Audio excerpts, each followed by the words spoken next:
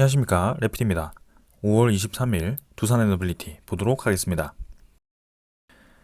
증시 먼저 보겠습니다. 코스피 0.06% 하락했고요. 코스닥은 0.1% 상승했습니다. 오늘은 양증시 마찬가지로 보합 수준이었습니다. 크게 변화 없었고요. 외국인 투자자는 3,600억 매수, 기관 투자자는 3,700억을 매도했습니다. 코스닥은 외국인 투자자 600억 정도 매수했고요. 기관 투자자는 300억 정도 매수를 했습니다.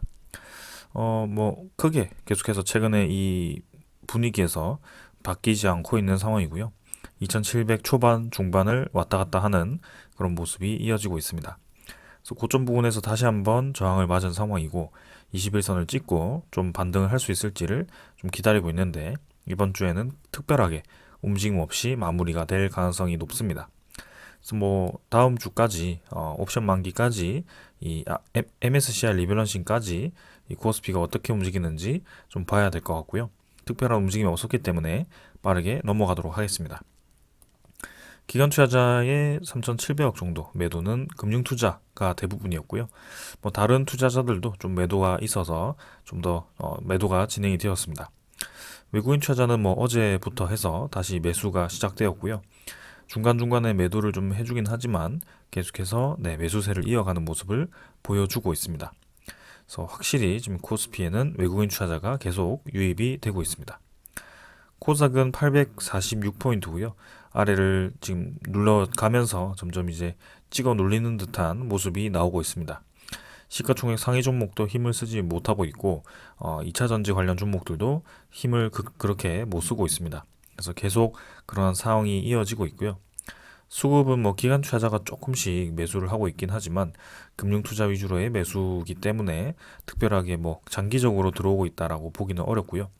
외국인 투자자도 마찬가지 몇백억 매수했지만 크게 많은 양이 아닙니다. 그래서 기술주가 지금 선방하기에는 힘든 그런 시장이 이어지고 있고 해외 시장도 어제는 좀 조정을 받았고 상해 종합 오늘 떨어졌고요.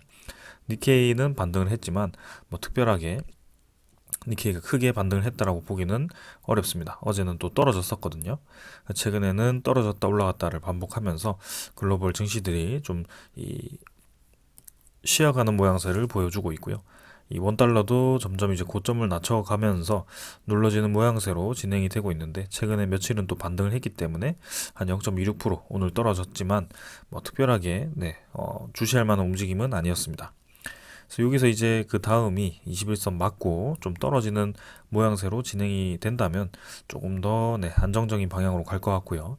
빨리 고환율에 대한 추세가 끝나야지만 우리나라 증시도 좀 힘을 받을 것 같습니다. 그래서 미국의 고금리 정책이 계속 유지가 되고 있고 인플레이션을 잡기 위해서 무리하게 지금 금리를 높여놓은 상황인데 거기에 우리나라와 같은 그런 신흥국들의 증시가 상당히 부담스러워지는 이 기간입니다. 그래서 그런 기간들이 빨리 좀 해제가 되어야 될 것 같습니다. 지금 미국 증시는 선물 지표 조금 올라가고 있고요.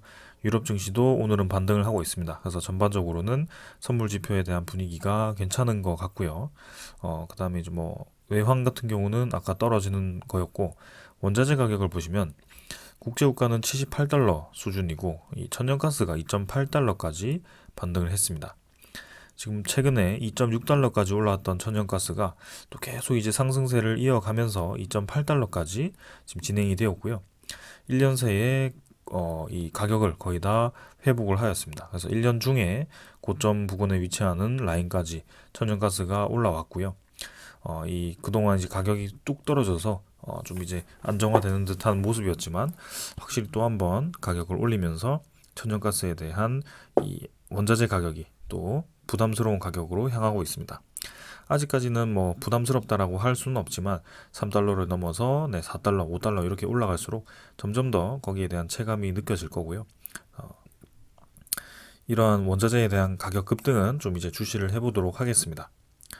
미국 채권금리는 4.42%입니다. 전날과 거의 유사하고요. 최대치 중에서는 좀 높은 편입니다. 여전히. 그러나 1년 중에서는 고점을 찍고 떨어졌고 다시 고점을 찍으러 가다가 떨어졌기 때문에 여기서 더 올라가지 않고 좀 차분하게 떨어지는 방향으로 간다면 괜찮을 것 같다라는 생각입니다. 그래서 여기서 특별한 움직임이 더 없다면 괜찮을 것 같고요. 네, 점점 더 내려가는 방향, 환율도 떨어지는 방향으로 가기를 좀 기다려 보겠습니다. 그래서 뭐 특별하게 더 오늘은 말씀드릴 건 없는 것 같고요. 미국의 이제 인플레이션 지표가 또 한번 나올 때까지는 이러한 이 혼조세가 이어질 것 같습니다. 그래서 천천히 한번 기다려 보도록 하겠습니다. 두산 에너빌리티 보겠습니다. 60원 상승해서 0.3% 반등을 했고요. 18,120원으로 마무리가 되었습니다. 시간의 거래는 뭐 크게 없었고요. 18,130원이었고요. 오늘 뭐 중간에 시작으로 급등을 하면서 좀 진행되었다가 중간에도 한번 치고 나갔었는데요. 크게 이 상승세를 유지하지 못한 채로 마지막에는 뭐 부합 수준으로 진행이 되었습니다. 뭐 한정 기술이라든지 이런 주요 종목들도 마찬가지 오늘 이제 힘을 좀 받았다가 좀 눌러지는 모양새였는데요. 뭐 특별하게 이슈가 있어서 이렇게 올라갔다가 떨어진 건 아닌 것 같고 그냥 한번 뭐 시세를 주었다가 다시 한번 차분하게 깔아앉는 그런 모습이었다라고 생각하시면 되겠습니다. 그래서 우리가 기다리는 뭐 그런 특별한 이슈들은 이제 5월 말 뭐 6월 정도에 계속 줄줄이 나올 거기 때문에 거기에 대해서 뭐 우리가 흔들릴 필요는 전혀 없다라고 생각이 됩니다. 아까 시간의 거래는 뭐 특별하게 없었고요. 일별 거래량을 보시면 486만 주 마무리가 되었습니다. 그래서 전날에 증가했던 거래량이 오늘도 조금 줄었고요. 평소처럼 감소를 했습니다. 18,120원으로 60원 정도밖에 올라가지 못했고요. 상승세는 그렇게 진행되지는 않았습니다. 그래서 거래량도 여전히 부족했기 때문에 오늘도 뭐 특별하게 진행된 것은 없습니다. 음봉으로 진행이 되었고요. 윗골이 지금 2번 정도 지금 터치했던 그 라인을 또 한 번 저항을 받으면서 아래로 눌러졌습니다. 그래서 5일선에 대한 상승세도 조금 꺾였는데요. 여기서 이제 5일선 아래로 떨어지면서 이전과 같은 그림을 그릴 것인가 아니면은 이 부근에서 저항을 맞으면서 자리를 좀 형성한 다음에 계단식으로 한번 크게 좀 위로 올라갈 것인가 그런 정도가 될 것 같습니다. 그러나 우리가 기다리는 소식들이 하나둘씩 지금 점점 다가오고 있는 그런 상황 속에 이전처럼 이렇게 주가가 뚝 떨어질 것 같지는 않고요. 적절한 선에서 조정을 주더라도 이러한 상방 추세를 살리면서 고점을 계속 높여가지 않을까 싶습니다. 그래서 2만 원 정도 수준의 그런 이제 고점 이고요. 그 이외에는 뭐 움직임이 없었기 때문에 그 2만 원을 넘는지 안 넘는지 조만간 결정이 되지 않을까라는 개인적인 의견입니다. 그래서 한번 그 시기까지 좀 지켜보도록 하겠습니다. 투자자 수급은 기관 투자자 오늘 외국인 투자자 별로 없었고요. 움직임 금융 투자가 16만 주 정도 매도를 했습니다만 기간 전체는 매수였습니다. 그래서 보험 2만 5천 주, 투신 4만 2천 주, 연기금 투자자는 10만 주 정도 하면서 기간 투자자는 어제부터 매수를 다시 시작했고요. 여기서 뭐 추가적인 외국인 투자자는 매수를 하지 않았고 오늘은 거의 물량이 움직임이 없었는데요. 이것도 이제 어떻게 변했는지 한번 보도록 하겠습니다. 전날에 워낙 많은 매수를 했기 때문에 오늘 조금 이탈이 되어도 그게 상관이 없는 날이었습니다. 공매도 잔고도 계속 줄고 있죠. 외국인 투자자가 움직임에 따라서 공매도 잔고도 급격하게 감소를 하고 있습니다. 오늘도 결국에는 줄긴 했습니다. 228만 주에서 220만 주로 8만 주 정도 감소하면서 진행이 되었고요. 조금 더 이제 이 공매도 잔고가 줄어드는 방향으로 갈지 아니면은 여기서 뭐 유지를 할지는 모르겠습니다만 확실한 것은 이때까지 중에 거의 공매도 잔고가 가장 낮은 수준에 위치를 하고 있다 이렇게 생각이 됩니다. 그래서 저 공매도 잔고의 주체였던 모건 스탠리가 계속 매수를 이어가고 있는 그런 상황이고 오늘 같은 경우는 뭐 특별하게 외국인 투자자가 많은 매수를 하지 않았지만 지금 계속해서 이 메릴 린치라든지 이런 외국인 투자자가 장 초반에 또 매수를 활발하게 진행을 하고 있습니다. 그래서 어제도 보시면 JP 모건이 16만 주 정도 매수를 했고요. 모건 서울이 5만 8천 주 정도 매수를 하면서 22만 주 정도 또 들어왔고요. 최근 60일 동안의 집계를 보면 계속해서 이 수량이 늘어나는 것을 볼 수가 있습니다. 오늘 뭐 신한증권의 매도세가 좀 강했기 때문에 아무래도 외국인 투자자가 매도에 잡혔을 거라고 생각이 되었고요. 외국인 추정 물량은 크게 변화가 없었지만 당일 물량은 21만 주로 매도가 집계가 되었습니다. 그러나 뭐 전날에 많은 매수를 한 것 대비해서는 크게 움직임 없었고요. 19.89% 여전히 20%에 가깝습니다. 그래서 이 지분이 뭐 잠깐 줄어든 것은 크게 문제가 되지 않고 점점 추세를 높여가고 있다는 것이 중요하기 때문에 뭐 이 정도로 네, 괜찮게 조정받았다라고 생각하시면 되겠습니다. 뭐 수급은 조정을 받았지만 주가는 오히려 올라가는 모습이었고요. 뭐 특별하게 네, 중요한 포인트는 없었습니다. 대차장고는 체결이 27만 주, 상환이 5만 3천 주였고요. 체결이 조금 더 많아서 전날보다 늘긴 했지만 마찬가지 2,070만 주 정도로 대차장고 크게 변화 없었습니다. 그래서 최근 대비해서는 확실히 대차장고도 낮은 상황에 위치를 하고 있다라고 생각을 하시면 될 것 같고, 이 장고들이 떨어지는 이유가 MSCI 리밸런싱 때문인지 혹은 네, 5월 말에서 이제 7월 초까지 계속 이어지는 그런 호재성 소식들을 대비해서 이렇게 미리 공매도 잔고를 줄여놓은 것인지 그거는 좀 살펴보도록 하겠습니다. 아무래도 6월 달에 지금 공매도 재개에 대해서 굉장히 관심이 많습니다. 금감원장은 6월 달 중에 일부 공매도를 재개한다라고 얘기를 했지만 대통령실에서는 아직도 고심을 하고 있는 것 같고요. 거기에 대해서 확실하게 결정된 것은 없기 때문에 섣불리 공매도가 어떻게 흘러간다라고 보기는 어렵습니다. 그래서 그거는 차츰차츰 확인하기로 하고요. 일단 우리는 공매도를 떠나서 이제는 이 기업에 대한 소식들이 조금 더 중요한 시기가 되었고, 이 기업이 네, 큰 수주를 할 수 있는 기회가 왔기 때문에 우리가 그토록 오랫동안 지켜보던 이 시장이 본격적으로 살아나고 있기 때문에 거기에 대해서 좀 분석을 더 면밀하게 해야 될 것 같습니다. 자, 그래서 오늘도 소식들 가져와 봤고요. 네, 먼저 전해드릴 소식은요. 영국이 세 번째 신규 원전 앵글리지인가요? 네, 부지에 건설 예정인 그런 그 앵글리지 부지에 신규 원전을 세 번째로 건설할 거다라고 네, 얘기가 되었습니다. 그래서 영국 에너지 장관이 네, 정부가 계획한 세 번째 대형 원전의 우선 부지 선정으로 네, 월파죠. 우리나라가 지금 한국전력이 지금 영국과 계속해서 협상을 하고 있는 그 부지가 지금 선정되었다라고 공식적으로 언급이 되었고요. 이게 이제 영국 전력의 7%를 공급할 것이다라는 네, 그런 기대감을 내비쳤습니다. 그래서 히타치사가 2020년 정도에 이 원전 사업을 철수를 했었는데요. 이 영국의 그런 원전 사업에 대한 그런 비용 회수가 좀 좋지 않은 불리한 조건이었기 때문에 히타치가 빠졌습니다. 근데 이제 그 히타치 다음으로 우리나라도 검토를 하다가 사업을 이제 진행시키지 않았던 상황이었고요. 근데 이번에 다시 한번 그 사업을 진행하려고 합니다. 근데 이제 다시 한번 그런 불리한 조건이면 진행을 하지 않겠지만 이번에는 오가는 얘기가 분명히 있을 것 같고, 그리고 우리나라 단독으로 참여할 수도 있지만 UAE와 같이 또 참여할 수도 있기 때문에 거기에 대해서 계속 주목을 하고 있습니다. 그래서 가장 중요한 포인트는 이 월파 부지에 EDF 관계자가 입찰에 참여하고 싶다고 했지만 현재로서는 미국 웨스팅하우스와 한전이 경쟁을 한다라고 하고요. 미국의 영국 프랑스의 EDF는 배제가 되는 것으로 보여집니다. 이미 뭐 첫 번째, 두 번째 원전을 짓고 있지만 생각보다 이제 원전 진척도가 건설 진척도가 좋지 않고 계속해서 비용이 늘어나는 점을 보았을 때 영국 쪽에서도 지금 이제 프랑스 쪽으로는 더 이상 지금 신규 원전 건설을 주기 싫을 것 같습니다. 그래서 우리나라에 대한 그런 이제 국가적인 위상도 높아졌고요.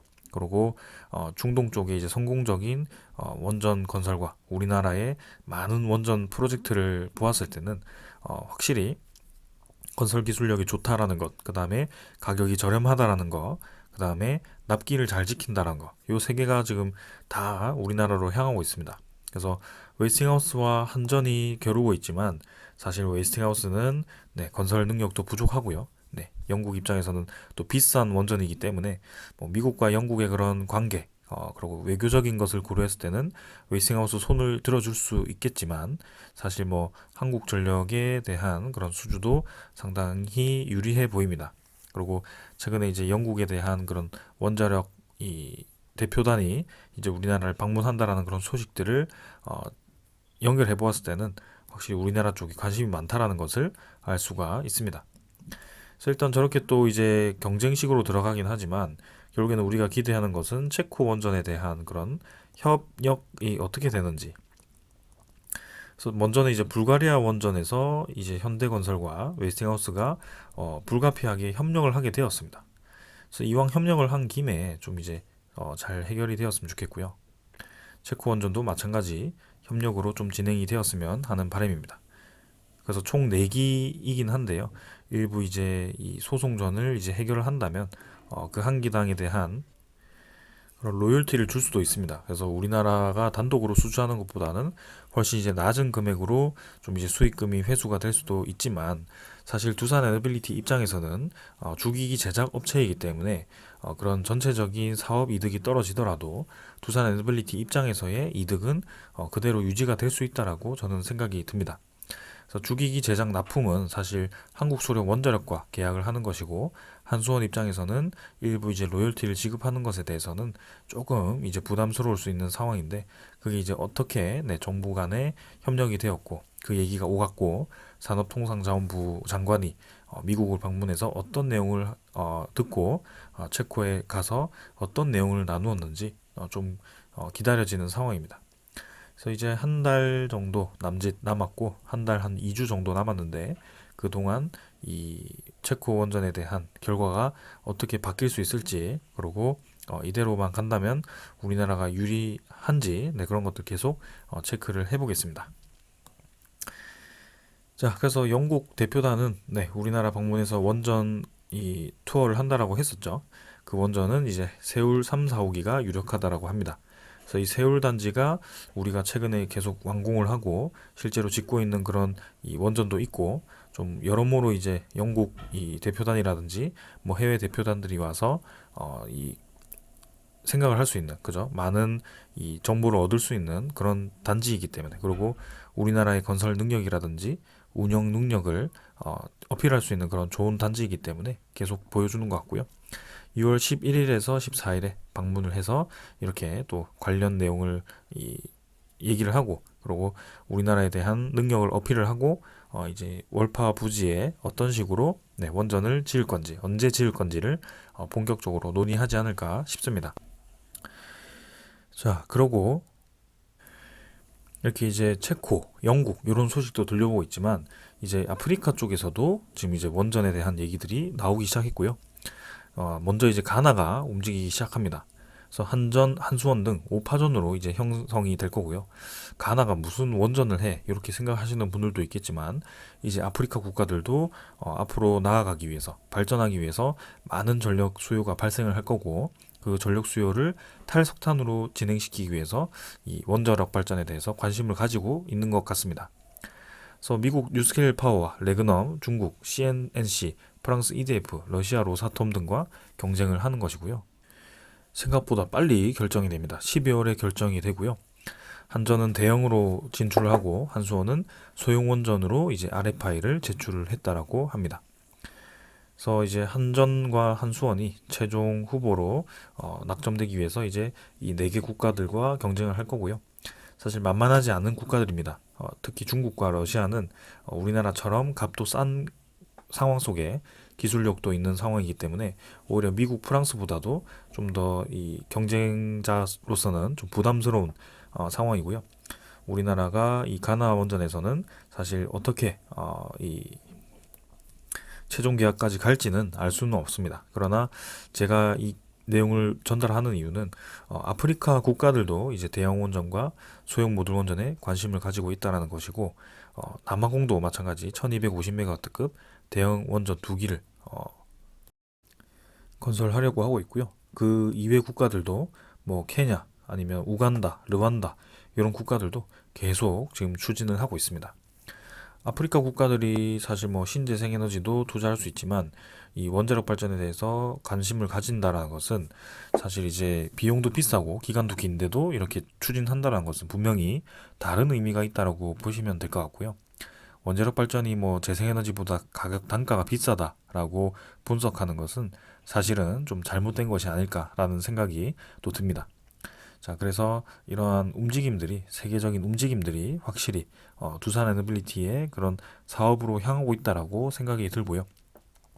뭐 하나 프로젝트를 우리가 따는 것도 중요하지만 한국의 컨소시엄으로 참여하는 것도 중요하지만 사실 두산 에너빌리티는 글로벌 파운드리 기업입니다. 그래서 주기기를 생산해서 다른 기업들과 다른 국가 기업들과 협력해서 들어갈 수 있다는 것이 가장 중요한 포인트고요. 네, 얼마나 이제 값싸게 잘 만들어서 문제없는 중요한 파트들을 납품을 하는가, 그게 중요한 상황입니다. 자, 그래서 그러한 역할을 할 수 있는 전 세계 기업들이 몇 개 되지 않기 때문에, 선진 국가들의 몇 기업 안 되기 때문에 두산 에너빌리티가 관심을 받고 있는 것이고요. 거기에 대해서 계속 몇 년 동안 강조를 드리고 있는 것입니다. 그래서 이제는 거기에 대해서 우리가 눈앞에 온 상황이고요. 네, 여기에 대해서 의심할 여지는 전혀 없습니다. 자, 그래서 뭐 여러 얘기가 한꺼번에 들려와서 좀 복잡하실 수도 있겠지만, 지금 또 이렇게 UAE 대통령이 방한을 해서 이제 어떤 내용을 할지 이런 것들을 구체적으로 또 설명을 하더라고요. 그래서 오늘 내용으로는 이제 뭐 정상회담에 대한 협정과 업무 협약 체결 시 이제 오찬을 가진다라고 하고요. 또 이제 MOU 체결과 이제 거기에 대한 협력 방법을 논의할 것 같습니다. 대표적인 주제로는 당연히 에너지 쪽이 가장 우선적이었고요. 정통 에너지다, 그다음에 청정 에너지, 평화적 원자력 에너지, 이런 이 에너지 세 분야에 대해서 우선적으로 얘기가 나올 만큼 지금 UAE는 우리나라 에너지 기업들에게 가장 관심이 많아 보입니다. 그래서 두산 에너빌리티도 이 UAE 대통령 방한 때 좀 좋은 소식이 있었으면 좋겠고요. 뭐 이 수주를 했다, 이런 소식은 들려오지는 않을 겁니다. 그러나 어떤 식으로 협력을 할지, 그리고 우리나라의 이제 대형 원전 건설이 수출을 했을 때 사실 비용이 크기 때문에 재정적으로 좀 이 부담스러운 상황인데, UAE가 거기에서 해법을 좀 제시를 할지, 이런 것들도 또 기대가 되는 상황입니다. 그래서 이런 것도 천천히 좀 기다려 보도록 할 거고요. 네, 당장 다음 주기 때문에 여유롭게 좀 지켜보시면 되겠습니다. 자, 그러지 우리나라에 대한 그런 불확실한 시장도 서서히 좀 이 가능성이 좀 보이기 시작합니다. 그래서 고준희 방패장 특별법이 계속 이제 소식이 없다가 민주당 쪽에서, 야당 쪽에서 여당의 합의안을 받겠다라는 얘기가 나왔습니다. 이게 뭐 정말 이제 사실인지는 모르겠지만, 일단 이 여당에 대한 그런 고준희 특별법 합의안을 받고 야당 쪽에서 제시하는 해상풍력법과 중소협동조합법을 같이 이제 묶어서 처리한다. 사실 이게 이 뒤에가 핵심인 것 같은데요. 네, 그 두 개를 이제 같이 처리하겠다. 하나 주고 하나를 얻어오겠다라는 그런 의미인 것 같습니다. 자, 그래서 우리나라에 대한 그런 원자력 발전을 멈출 수 없기 때문에 결국에는 야당 쪽에서도 일부 거기에 대한 인정을 한 것 같고요. 고준희 방패장 특별법을 여당과 합의하는 것으로, 처리하는 것으로 잠정 합의를 했기 때문에 상임위 개최 일정만 합의하면 처리할 수 있다라고 얘기가 나왔다라고 합니다. 그래서 임기 전에, 이번 임기 전에 마무리가 되기 위해서는 이번 주 내로 이제 그 상임위가 열려야 되는데요. 사실 상임위가 이번 주라고 한다면 이제 내일밖에 없죠. 내일 아니면 뭐 주말인데요. 주말은 아닐 것 같고, 이번 주 하면 내일이 끝이기 때문에 내일이 아니면 이 특별법은 이번 임기에 통과되지 않을 수도 있습니다. 그러나 서로 이제 합의를 했다라는 것을 보았을 때는 다음 임기 때 새로운 국회가 열렸을 때 뭐 바로 통과가 될 수도 있다라는 그런 생각이 들고요. 일단 서둘러서 좀 이런 특별법이 해결이 되고, 그 다음에 우리나라의 이런 많은 이 국가들이 체코 원전도 그렇고 계속 이제 우리나라 원전에 관심을 가지고 지금 와서 논의를 하는 상황인데, 이 정치적으로 계속 이제 원전을 할 거냐 말 거냐 이렇게 얘기하는 것은 굉장히 모순이라고 생각이 듭니다. 그래서 야당 쪽에서도 일부 세계적인 흐름이 바뀌고 있다는 것을 인정을 하고요. 거기에 대해서 원자력에 대한 필요성을 인지를 하고, 왜 필요한지를 인지를 하고, 재생에너지도 늘리면서 이런 핵에너지도 같이 사용을 하는 그런 생각을 좀 해야 될 것 같습니다. 그래서 외교부에서도 지금 체코와 원전 협력에 대한 그런 분야를 확대하겠다라는 얘기를 했고요. 오늘도 서울 쪽에서 5차 경제 공동위원회를 열어서 이러한 내용들을 했다라고 합니다. 그래서 계속 이제 체코 쪽과 이런 직접적인 협력을 하고 있는 상황이고요. 뭐 차관이긴 하지만 장관도 이제 만나서 협의를 했었고요. 네, 이제는 체코 총리를 만나서도 좀 이제 그러한 얘기를 오고 갔으면 좋겠습니다. 그래서 우리나라 대통령이라든지 그런 체코 총리가 직접 만나서 또 이제 프랑스도 한번 갔었기 때문에 그런 단판을 좀 한번 지었으면 좋을 것 같고요. 네, 이러한 체코 원전에 대한 결과는 조금 있으면 나올 거기 때문에 네, 급하지 않게 생각을 하겠습니다. 자, 그리고 뭐 원자력 발전만 계속 얘기를 드렸지만 결국에는 두산 에너빌리티의 목적, 그다음에 이 전 세계에 대한 에너지의 궁극적인 목표는 수소입니다. 수소를 활용해서 핵 융합을 하든지 아니면 에너지를 통해서 수소를 만들어서 수소를 이 에너지를 만드는 데 사용하는 수소 순환 경제를 만든다든지 그런 식으로 진행이 될 가능성이 높은데요. 지금 두산그룹은 이미 그 미래를 보고 준비를 하고 있습니다. 그래서 두산 에너빌리티는 풍력을 연계해서 그린 수소를 생산하고 플랜트를 이제 그린 수소 생산하는 플랜트를 국제까지로 수행을 했고요. 액화 수소 플랜트를 이제 준공을 했고요. 수소 터빈을 또 개발을 하고 있습니다. 두산 퓨얼셀도 지금 연료 전지를 다 만들고 있고요. 그다음에 두산 퓨얼셀 파워도 모빌리티용이라든지 수소 연료 전지를 개발하고 있습니다. 바켓도 지금 수소 지게 차를 상용화를 준비하고 있고요. 여러모로 네, 그룹사들이 발빠르게 네, 수소에 대한 테마로 움직이고 있습니다. 최근에 이 수소 테마들이 좀 관심을 받았고요. 두산 퓨얼셀이라든지 뭐 현대차라든지 이 관련 종목들이 좀 올라가는 모습이 나왔었습니다. 그래서 두산 에너빌리티도 사실 수소와 밀접하게 관련되어 있고요. 거기에 대해서 기대감을 가질 수 있습니다. 제가 가장 주목하는 것은 수소 터빈입니다. 수소 터빈을 이제 중대형이 아니라 초대형으로 어, 개발을 성공을 하면 정말 혁신이거든요. 이건 한 380메가와트급에서 500메가와트급까지 이 개발을 해버리면 네, 수소 터빈은 이제 수소를 생산하기만 하면 네, 아예 이제 탄소도 발생하지 않고 LNG 대신에 사용할 수 있는 거고 원자력 발전 대신 네, 친환경으로 정말 이제 핵 에너지 폐기물에 대한 그런 걱정 없이 이 수소로 그냥 사용하면 물이 되는 네, 그런 상황이 만들어지는 겁니다. 이 초대형 수소 터빈이 2028년에 상용화 될 것으로 예상이 되는데 그때 이제 어떻게 될지 4년 뒤긴 하지만 열심히 이제 개발을 하고 있고요. 미래형 기술로 따져보았을 때는 가장 이 관심 가져야 될 기술 중에 하나가 아닌가라는 생각입니다. 그럼 이제 수소는 어떻게 만드나요? 라고 생각을 하실 수도 있습니다. 근데 그 수소를 어떻게 만드는지에 대해서 이미 두산 에너빌리티는 솔루션을 제시하고 있습니다. 그래서 풍력을 연계해서 그린 수소를 만들겠다. 액화 수소로 만들겠다. 이렇게 이제 블루 수소는 사실 100% 탄소가 포집이 되어 있지 않습니다. 그래서 여기서 CCUS인가요? 이 기술을 활용해서 탄소를 포집하는 시스템을 만들 거고요. 그리고 그린 수소는 그냥 100% 순도의 수소이기 때문에 뭐 그냥 써도 됩니다. 그래서 해상 풍력이 돌아가는 동안 이 필요 없는 그런 전력들을 수시로 전기 분해를 활용해서 네, 바닷물을 분해하는 데 사용되고요. 그 바닷물을 직접 전기 분해를 해서 네, 이 그린 수소를 생산하는 그럼 그린 수소를 계속 어떤 보관 용기에다가 보관하는 그런 시스템을 만들고 있다는 겁니다. 그래서 거의 이제 이 제주도에 그런 상업단지를 만들었고요. 수소를 포집하고 있는 것으로 알고 있습니다. 그래서 여기 이제 해상풍력이 단지가 많아지고 저런 시스템까지 연계해서 들어간다면 네, 두산 에너빌리티를 활용한 우리나라 해상풍력 단지의 그린 수소 생산이 적극적으로 사용될 것 같고요. 지금 이제 두산 에너빌리티라고 하지만 사실 두산 지오 솔루션이죠. 그래서 두산 에너빌리티 자회사로 들어가 있는 이 지오 솔루션이 좀 더 힘을 받을 겁니다. 그래서 아마도 이 해상풍력이 힘을 많이 받고 사업이 이제 매출액이 발생하고 좀 익률이 높아지는 그런 시기에 두산 로보틱스처럼 두산 지오 솔루션도 따로 상장하지 않을까라는 생각이고요.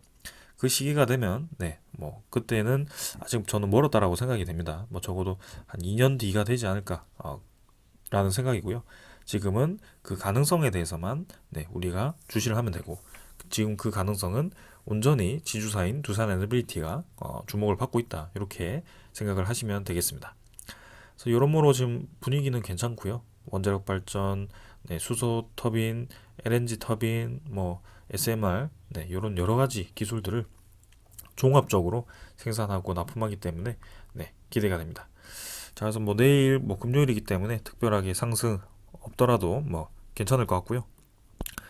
우리가 정말 기다리는 그런 소식들은 다음 주부터 나올 것 같습니다. 그래서 5월 마지막 주에 이제 고준위 특별법이 통과가 될 것인가. 그리고 이제 5월 27일에는 28일에서 29일에는 UAE 대통령이 방한을 해서 원자력에 대한 협력을 제시를 할 거고요.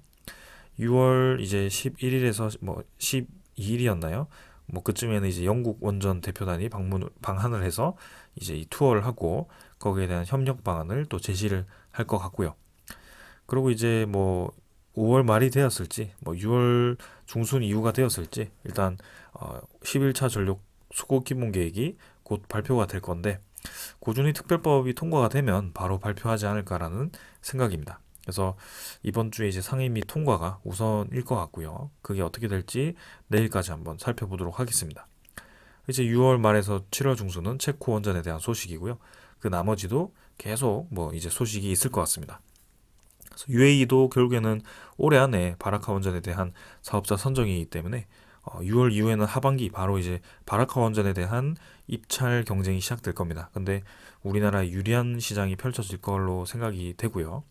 나머지 뭐 폴란드 퐁투누프 원전이라든지 이런 이제 그 다음 원전들도 차례차례 진행이 될 거기 때문에 이제는 계속 큰 이슈들이 있습니다. 그래서 주목받을 만한 이슈들이 네, 진행이 되는 거고 저 고준위 특별법과 함께 해상풍력 특별법이 또 통과가 되면 두산 에너빌리티 우리나라 국산 해상풍력 기업들이 또 힘을 받을 수 있는 좋은 기회가 생성되는 겁니다. 그래서 이제는 그린 수소와 연계할 수 있는 그런 기술력을 가진 이 에너빌리티가 관심을 받을 때가 되었고 적어도 하반기까지는 들고 가봐야 될 것 같고요. 2025년에는 사실 그 금투세가 통과될 수도 있습니다. 그게 1월 1일부터 통과가 되기 때문에 우리가 하반기에 큰 수익을 본다면 사실 2025년에 금투세가 통과가 되면 그 하반기에 대한 수익을 내년으로 가져가는 것은 부담스럽거든요. 그래서 그때쯤 되면 제가 이 법안 통과 여부에 따라서 하반기에 익절을 하고 그 다음 해에 다시 매수를 해서 뭐 투자를 하든지 그런 식으로 좀 운영을 할 생각입니다. 어떤 전반적인 흐름도 가져가면서 이런 두산 에너빌리티에 대한 개별 이슈들을 계속 놓치지 않고 따라가도록 노력할 거고요. 네, 계속 여러분들은 시청만 해주시면 될 것 같습니다. 자, 오늘 여기까지 하고 마무리하고요. 네, 우리의 승리가 이제 곧 다가올 거라고 기대가 되고, 네, 여느 때보다도 시장에 대한 분위기는 좋은 것 같습니다. 그래서 미국의 인플레이션이 잡혀서 거시적인 이 힘만 우리나라 코스피가 좀 더 힘을 받는 그런 상황이 오면 좋을 것 같고요. 네, 계속 네, 리뷰를 하겠습니다. 오늘 여기까지 하겠습니다. 감사합니다.